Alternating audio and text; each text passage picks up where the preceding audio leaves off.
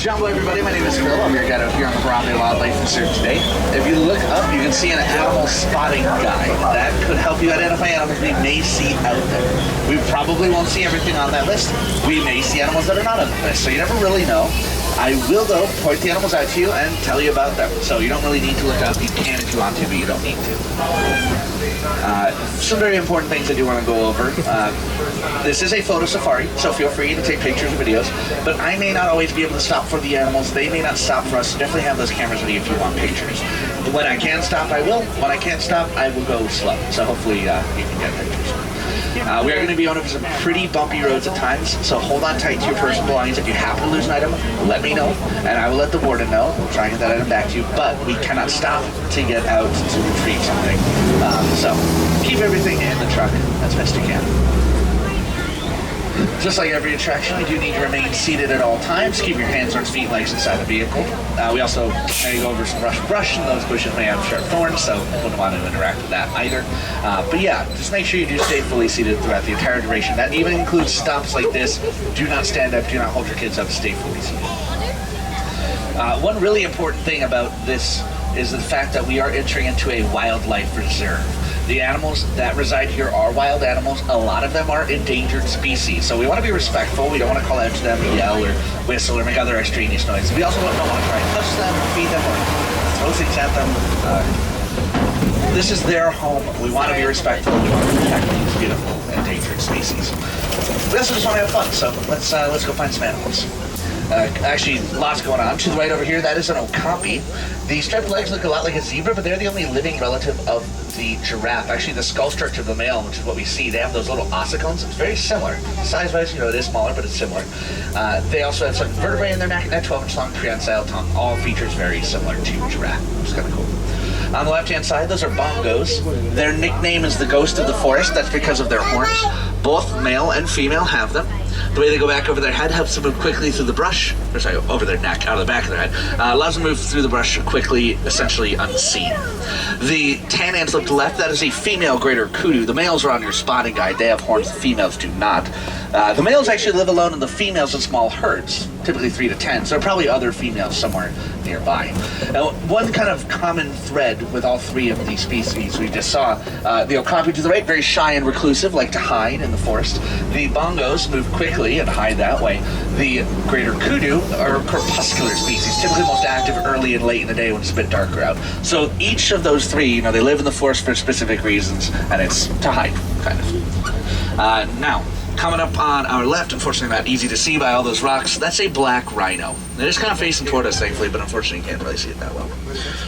The black rhino like to live alone. They're pretty aggressive and independent, so they live a relatively solitary life. The white rhino are a lot more social, so hopefully we can find a big group of white rhinos at some point. The white rhino also more likely to live out on the savanna. They are grazers, so they mostly just eat grass as their food. The black rhino, also nicknamed the hook-lipped rhino, they have a pointed prehensile upper lip. By the way, I'll say the word prehensile maybe a few more times, but it means they can use their lip and the tongue, the okapi, they can use to grab their food, so it's very useful for them.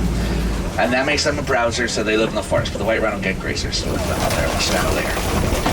Unfortunately, all 5 species of rhino in the world are endangered. The 2 here in Africa and the 3 in Asia. They're all endangered. Rhinos have a pretty thick hide, so they really don't have natural predators. That means humans are, if not the only, probably the biggest threat to rhino survival. Poaching is for their horns. Rhinos' horns are made of keratin, the same protein found in our fingernails and hair. But they're believed to have special properties and believed to cure things like cancer. That's led to their decline. But one last thing you do, just want to mention the black rhino we just saw. There are only about 5,000, so they're unfortunately critically endangered. Coming up on our right here, a couple of Nile hippopotamus. They are actually there's a lot more coming up on the left. Again, make sure we do stay seated. We don't want those kids up in the air. Anyway, a group of hippos is called a bloat, B-L-O-A-T, which is pretty fitting. A male can weigh up to 5,500 pounds. That size doesn't really limit their mobility. They prefer to walk or glide on the bottom of the water, but they are able to swim, and they can outrun humans on land. And we obviously see no activity right now. First of all, they will spend most of their day in water. Typically about 18 hours a day in water. They are nocturnal, so they are sleeping right now. Even though they are completely submerged, they can hold their breath for 8 minutes at a time. 8 minutes at a time, and they have a natural reflex that allows them to surface and submerge without waking. One last thing I do want to mention, hippos, even though they're herbivores, are one of Africa's most dangerous animals. They're territorial and aggressive, and they have a bite force that's comparable to crocodiles. So, there's that. Now we see a lot of birds on our left in the water, and up ahead here we see a pod of pink-backed pelican. They get their name because the skin on the back turns pink during the mating season. They have webbed feet, they have waterproofing on their feathers, so swim around and collect their food in those large bills. That's why they live in the river. The tall white birds are egret, the small white bird is ibis, the black birds are vultures, and there were also ducks. Those could be African animals, a lot of those species, but those specific ones we just saw were not. So we're not really only hearing about them too much. We're about to cross over a bridge. Those are Nile crocodile to our left. Make sure you stay fully seated here. I mean everywhere, but especially here. They have two different group names, a basque or float. By the way, you'll find that there are a lot of fun group names here in Africa. They, on average, reach about 16 feet in length. They weigh about 500 pounds. Their bite force, again, I did mention, is similar to the hippo. It's about 2,000 pounds per square inch of pressure. So one bite can easily crush the bones of their prey. Now, I mentioned all that, and there was one crocodile laying on the bank of the river with its mouth open. Contrary to what you might think, it isn't, a threat display. They're not showing off their teeth. It's not waiting to capture prey. It's because they are ectotherms. They don't have any sweat glands, so leaving their mouth open allows them to release heat. It's actually a lot like how dogs pant, for example. Potentially kind of scary, but anywho, we're about to leave the forest, I guess, and head into the savannah, and already up ahead I can see some giraffes, so that's pretty cool. At least 3 up there, so that's that's nice. That to look forward to. But anyway, lots of different animals could be found out here. Elephant, zebra, lion, cheetah, who knows? Hopefully we've got some good luck today. As we come out of the bottom of the hill, though, I'm not going to start with the giraffe, I'll start with the Ankole cattle there. The only domesticated species found on this reserve, sometimes even referred to as Watusi cattle, because they were first domesticated by the Watusi people. They are currently being domesticated by the Maasai people of Africa. Not for food, mostly as a status symbol or essentially a sign of wealth. Now obviously those horns are pretty big. They can reach about 4 feet up in the air, but they have a honeycomb structure, so they're pretty light, and they have blood vessels in their horns to help them cool down. That's kind of the main use. Now one fun little random connection, I should mention, start with the fact that there are 9 different kinds of giraffe. Technically, the ones we see today are not the same as the ones on your spotting guide. These are all Maasai giraffe, and they do not intermingle, so these are all going to be Maasai giraffe. They're named, though, after the same Maasai people domesticating those cattle. It's a fun random little connection. They have those kind of jagged, irregular spots. The reticulated giraffe on your spotting guide have generally kind of smooth, rounded edges, so those two kinds look pretty different. Yeah, 9 different kinds of total, do not intermingle. Each individual also will look unique, so no two are going to look the same. We'll come back to the giraffe here in a little bit. If you look over to the left, those are painted dogs. They're not on your spotting guide, actually. So already 2 species technically not on your spotting guide. The painted dogs are also called wild dogs. We've tried to avoid using that name as much as we can lately because unfortunately that name carries with it a bit of a negative connotation, and while they are probably the most dangerous predator and one of the best hunters in Africa, they're unfortunately the most endangered predator in Africa. Entirely because of humans, they are critically endangered. It's only about 7,000. They're very beautiful, hence the name painted dog, but they are it's not also dangerous. They hunt in packs, typically about 8 or 10, and can chase their prey for up to an hour, essentially to the point they collapse from exhaustion. They have good endurance, but what's more important is that teamwork, that large group. They can read each other's body language, they're very good hearing, so their success rate's about 80%, which is higher than lions and cheetahs combined. Pretty cool. Over the left-hand side, it's a bit hard to see, but there are a few sable antelope there in the tall grass. The emblem of our reserve, so you'll see them on signs throughout the park. Their horns are pretty sharp and they're brave antelope, so they'll stand their ground and fight predators. Some have even kind of learned to avoid them. We're going to be, this could get interesting. There's a baby giraffe in the road up ahead, so there's that. Kind of following the group, I guess, right now. A group of giraffe is referred to as a tower. They are the tallest animal in the world at up to 20 feet tall, and they will spend essentially all of their time standing. And I know I say that, and there is one, by the way, another baby laying down here on our left. They only lay down to relax or save energy. They will eat, drink, sleep, and give birth standing. So they don't have a whole lot of reason to lay down. And there are a lot of blood vessels in their neck. As you can see, it takes a little bit of effort to stand. So that's actually really cool. It's perfect timing. But anyway, we really don't see them lay down a whole lot. They will spend pretty much all of their time standing up. This is going to be interesting. They've now just stopped at the road, so nice for us to get a good chance to see them. Anyway, so they only need about 30 minutes of sleep a day. They can get that in short power naps, kind of spread out throughout the day. It allows them to spend up to 20 hours a day eating, and they'll consume maybe about 75 pounds of food a day, so they have quite an appetite. They can reach the ground. All they have to do is spread and bend their legs, so grass and water are pretty easily accessible, but they're also, of course, good at reaching up. And they have an 18-inch long prehensile tongue, so it's a bit longer than the Okapi. By the way, those tongues are long enough to reach their eyeballs with both species. That's kind of cool. Not useful, but the prehensile ability is very useful for them. If you see their tongue stick out, you might notice it's maybe kind of a dark purplish hue. If it were pink like ours, their tongues could sunburn, so that's actually useful too. You actually can see the giraffe, well, maybe not now, but a moment ago, is grabbing that moss from the tree. You might see it again in a moment here. I'm just figuring it out. Anyway. Make sure, especially right now, well, always, again, make sure you're seated, but especially right now, if the giraffe decides to stop or tries to touch the truck, I will have to slam on the brakes. So, not a good time to be standing. Oh my God! Really cool, though. That's for sure. Now, we are following a baby giraffe, and there are several more babies up ahead here, or calves, is what we would call them. The giraffe have a 15-month-long gestation period. They typically have one baby at a time. They'll stand about 5 or 6 feet tall at birth, which, by the way, the height of the doors in the truck, depending on the weight and kind of how much we're being weighed down, it's about 6 to 6.5 feet. So they'd be right about the height of the doors in the truck at birth. Usually, that's a little bit taller than the female's belly, so they will drop several feet at birth as well. But they're up and walking around within typically an hour, or even sometimes as quick as half an hour. So they're basically mobile right away. They, by the way, typically give birth at night, so they have the cover of darkness to birth, nurse, and clean their young. Now we see to the right here a large herd of wildebeest. They're kind of in a way the opposite. Actually, a baby wildebeest is mobile within 15 minutes, so they're actually mobile even quicker than a baby giraffe is. But they give birth in the middle of the day, in the middle of the herd, so the rest of the herd can protect the mother and child. It's kind of cool. Actually, the coolest thing, 80 to 90% of baby wildebeest are born in the same 2 to 3 week period. I see a lot of them. They're one of the more abundant or popular species living on the savanna. They migrate, they'll travel every year for about 1,000 miles, they're about 1.5 million. They are an antelope species as well, even though wildebeest have some kind of unique features. They are antelope. Oh, and one other thing I should mention. The white-bearded wildebeest we see there, which also I should mention we could see again later, top speed is about 50 miles an hour, so they're one of the faster animals that lives on the reserve. Basically the third fastest. Hopefully we find the other two.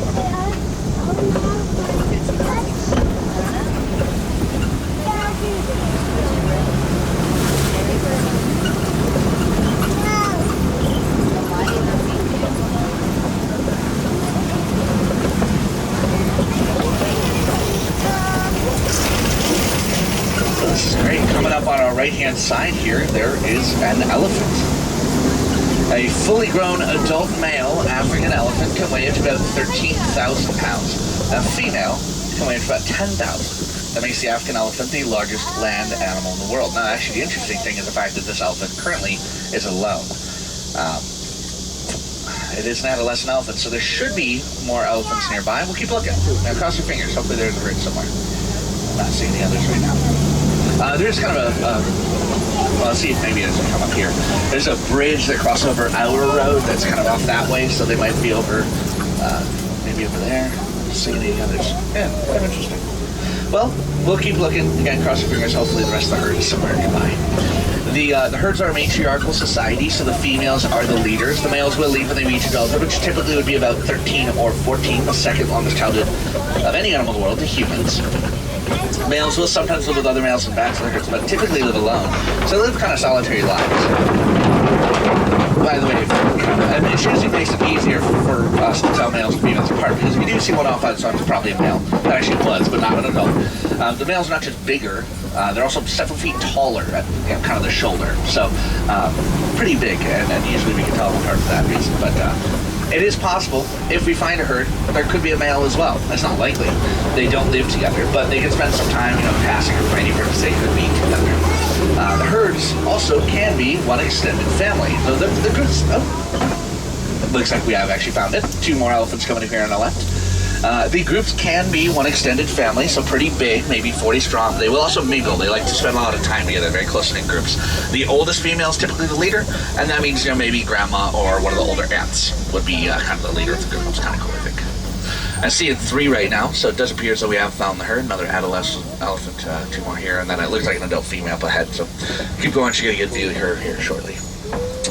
Elephants use their trunks for pretty much everything they do. That includes eating, drinking, smelling, and trumpeting. They have tens of thousands of muscles, so it takes a baby about a year to learn how to use their trunk effectively. But obviously, you know, quite useful. Kind of complex like our hands, in a way, you know. Takes some time to learn to use. Where did she go? Oh, there's actually a little one. It's a bit hard to see, but kind of, you know, the slanted trees over there, kind of down close to that watering hole. I hope we get a bit closer, but there's a little one up there. Elephants have a 22-month-long gestation period, so they are pregnant for about 2 years. Typically, they'll have one baby at a time. Usually, they weigh at least a couple 100 pounds, 200-300 probably at birth. So, quite big. Usually, they only have one, but they typically nurse for about 2 years. By the way, you might see the wildebeest to the... No, they've all gone down the hill. Never mind. That's where they originated. Some of them are kind of straggling. It looks like they're caught up. Anywho, let's see if we can review this baby here. Guys, come on. Yeah, keep on coming. I know that I technically call it a baby. Now I get a better look at it. It's probably a toddler. The tusks are just kind of starting to poke out. They typically about 2 to 3 years. So this little one is probably somewhere in the range of 2 to 4 at kind of the maximum. They nurse for 2 years, so it is possible. It is still nursing. It's just not really likely. Their their tusks. Oh, I said it backwards. Their tusks are teeth. They're incisors. It's kind of cool. Yeah, they're useful for digging and protection. Most everything else they do, they use their trunks. That was really cool, though. Coming up on our left-hand side here, we're passing a flamboyance of greater flamingo. The largest species, about 5 feet tall, but not the most colorful species of flamingos. They're born gray. Their color comes from their diet. They eat mostly brine shrimp. A more colorful flamingo in the Caribbean eat algae. Different diets, much colors, how it works out. If you look to the left, that's a male elephant. So, that's cool. I didn't expect that. Quite a bit taller, as I mentioned, quite a bit bigger. Also that longer face in a way. That's pretty typical of the males. But yeah, that was a male. I did not expect that. That was great. I should say, once we found the herd, I did not expect that. You know, I said it was a possibility. It's not very likely. Well, let's see once more briefly there to the left. So that's kind of cool. Anyway, so far we got pretty lucky.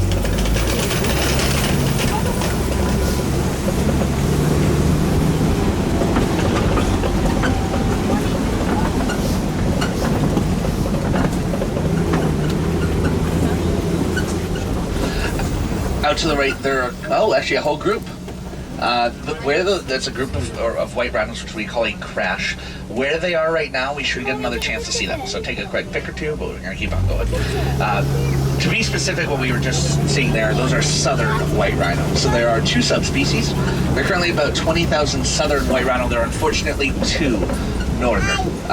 It's a mother-daughter pair, so they're unfortunately nearly extinct. Now, actually, there's a chance that the white rhinos, the northern white rhino, could be brought back. You know, take some advance in science. It seems like it's a possibility right now, which is incredible. 5 years ago, it seemed nearly impossible. So hopefully, you know, the progress that they've made could continue, but it's certainly an uphill battle protecting them. So at least we can protect the southern white rhino, make sure the same thing never happens to them. Anyway, coming up on the left here, a few cheetahs. A group is called a coalition. Actually, this could be the entire group because they're usually not very big. They are the fastest land animal in the world. They can go 0 to 60 in 3 seconds. They're incredible sprinters, but they lack endurance. They can only hold their top speed about a minute. It takes about half an hour to cool down.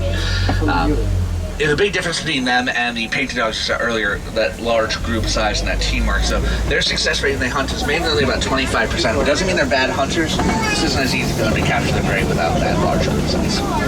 They're predominantly a diurnal or a daytime hunter. So they're more active during the day, but they're also cats. They love to sleep, so we don't have to get a good chance to see them without effective their camouflage to be. Now, I would have also said the same for the gentleman on our left there, the lion. Lions are actually predominantly nocturnal, so they are more active at night, and they can be inactive up to 20 hours a day. So I guess we're just getting, again, pretty lucky out here. Especially, I mean, there's a lot of shade, thankfully. There's some trees up there on this Kopi formation. By the way, 2 lions now, male and a female. It can reach temperatures upwards of 100 degrees on a hot day like today, so we really don't get this lucky all the time. This is great. Their group is called a pride. Typically only contains 1 male because the males fight for dominance. The females do most of the hunting. They'll stay down to protect the pride when they're gone. Actually, I use that phrase specifically because it's the name of a lion conservation effort, protect the pride. There are less, well, I should say, there were about 40,000 about 25 years ago. There are only about 20,000 today, so a pretty steady decline. Our goal is to double the numbers again by 2050. A pretty lofty goal, but hopefully it can be successful. I'll talk more about them in a moment. If you look up to the right, though, you can see bontebok, ostrich, and the white rhino. It looks like actually 5 or 6 white rhinos, so that's pretty cool. We should see all of that again here in a moment, so keep on going, but I do want to put it out there. I think I did see a second female, kind of hiding behind the male, a little bit harder to see. So again, they're the ones that do the hunting. Their eyesight is pretty comparable to ours during the day, but it's about 6 times greater than ours at night. Their success rate when they hunt is about 50%. They are not exclusively hunters, though. They will also sometimes scavenge for their food.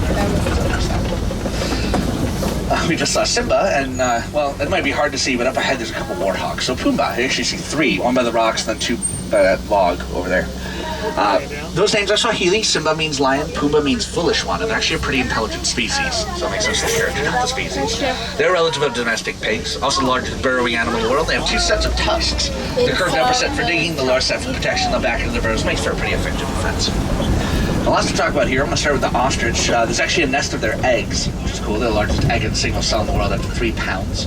That's the same as 2 dozen chicken eggs. These are all females. Males are black feathers, females are gray feathers. The largest bird species in the world, up to 9 feet tall. They're, of course, flightless, but they're also the fastest biped in the world, about 40 miles an hour. I'll come back to the bontebok later. I'll start again with the white rhino. It does look like there's 6 over there. They're all covered in mud, which is why they look orange, but the same was true of the black rhino we saw earlier. It was also orange. The names are actually misnomers. There's very little color difference between the two. We think that the name white rhino came first, essentially from a word, an Afrikaans word, vite, meaning wide, and that'd be in reference to their jaw. Kind of a square shape. Very different from the point they look of the black rhino. So it's our best guess, but we don't know for sure. One other thing I do want to talk about. They are quite a bit bigger. We have about 5,000 pounds. They can still charge at about 35 miles an hour. And I should mention also that rhinos have poor eyesight. They can only see forward about 6 to 8 feet. They rely a lot on their hearing to figure out what's going on around them. Definitely don't appear in their way if they think you're a threat. I did want to get back to the bontebok there. By the way, a relative of the wildebeest we saw earlier. The bontebok are what we would refer to as kind of a conservation success story. Unfortunately, that means at one point they nearly went extinct. There were actually less than 20 in the wild at one point back in the 19th century. Thankfully, because of conservation efforts, they were saved from extinction, and there are now thousands. So they kind of highlight the importance of some of the work we do. And actually, another example to the right over there along the road, that is a scimitar-horned oryx, a desert antelope. So they go up to about 9 months without drinking water. They get it from their food, and their internal body temperature can reach 116 degrees Fahrenheit before they begin to perspire. They went extinct in the wild within the last few decades, but thankfully since 2016 have been reintroduced. Numbers have been growing, so hopefully that progress being made can continue. But kind of like the bontebok, on their way to becoming a conservation success story, which is really good. Unfortunately, as we pass this gate right here, we are leaving the reserves. We are coming to the end of our safari. I hope you all enjoyed yourselves. Actually, it was a lot of fun, I think. But if you want to come back for another, we'll be here until about 8:15. We do night safaris after sunset. We'll be out there regardless of weather, so feel free to come on back. If you want to see other animals, the Gorilla Falls Trail is next for exit, and the sister trail, the Mount Raja Jungle Trek, is over in Asia. Both of them until about 6:45, weather permitting. Home things like gorillas and tigers, so they are definitely worth checking out. As you get into the village, you pass the entrance for Rafiki's Planet Watch. The trains that take you there will run until about 4:30. At Rafiki's, you'll find a petting zoo. They do animation classes, and kind of like the highlight, if you will, is the veterinary hospital. They'll sometimes do minor procedures or checkups for the animals. Anything that can fit through the doors. So I know within the last month they've done a CAT scan on a Komodo dragon. They did something for a cheetah. I personally at one point witnessed a biopsy of a tumor on a goat's leg. Fascinating, you're not too squeamish. Those usually happen in the morning. If there isn't a procedure, you just talk to the vets and learn a lot about how the animals are cared for. So that's certainly very good. Definitely check out Rafiki's. If you're collecting Wilderness Explorer badges today, big bump in a moment. If you're collecting Wilderness, I avoided it. Never mind. I don't know how. It's new bump. I can't avoid it. That's magic. Anyway, Naval Trek is symbol 1. You'll find the safari and African Club badges in the village. You'll be speaking with the African cultural representatives out here.